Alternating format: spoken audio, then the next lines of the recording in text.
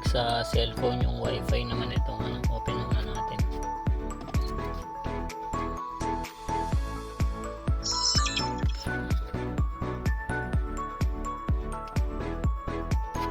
Medyo nagbablur pa yung ano eh.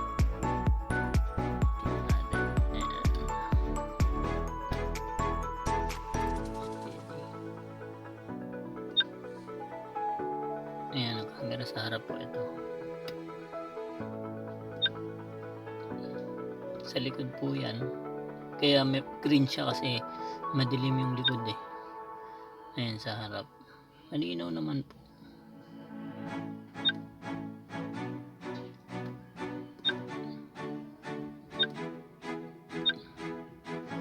Ngayon po, gumagana naman po siya. Tapos nakasaksak na rin memory card. Try po natin siya sa anong cellphone, yung wifi niya. Pindutin lang po natin itong ano, yung pangalawang ano, button sa ilalim. Kasi mo.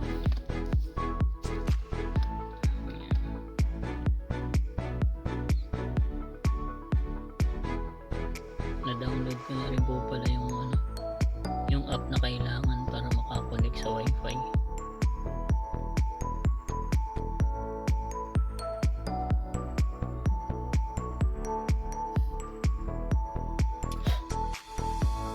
Ayan.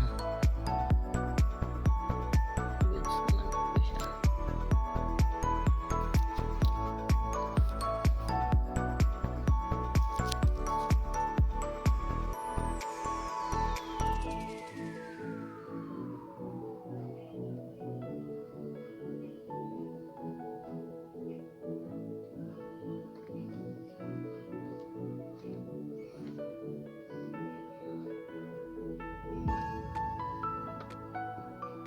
Kaya lang yung loob niya hindi siya wide, hindi kita yung dalawang side.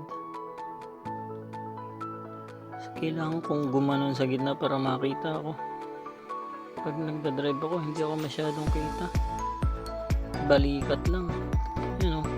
Kasi pag nagdadrive ako, yung ganyan lang, balikat. Pero yung gitna po sa likod kita. Kaya lang ako hindi masyado. Yung likod malinaw din po, buo rin yung kita sa likod. Pwede po yung ilagay sa plate number, kaya lang ako hindi ko na nilagay dito, ko na nilagay sa loob.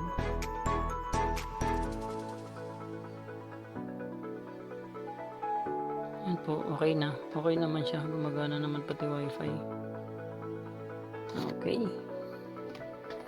disconnect na po natin.